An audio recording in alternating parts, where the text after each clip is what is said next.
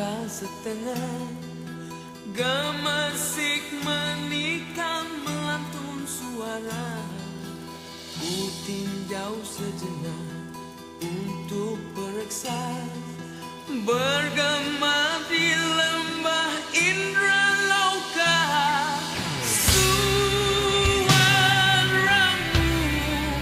membisik merdu di kalbu memanggilku.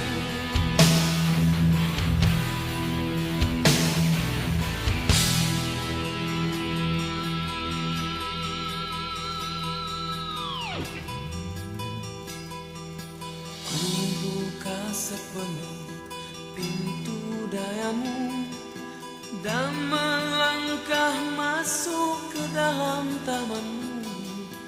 Aku tak pasti apa akan berlaku kalau ku ditangkap pengawalmu.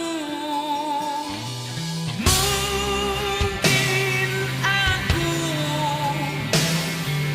kan terkorban dalam merinduimu,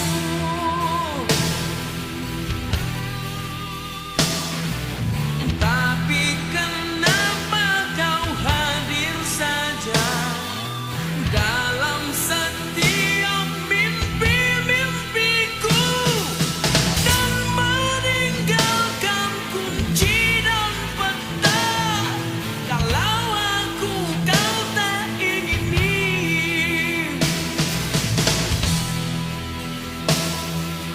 Kasih, siapa aku di sisimu?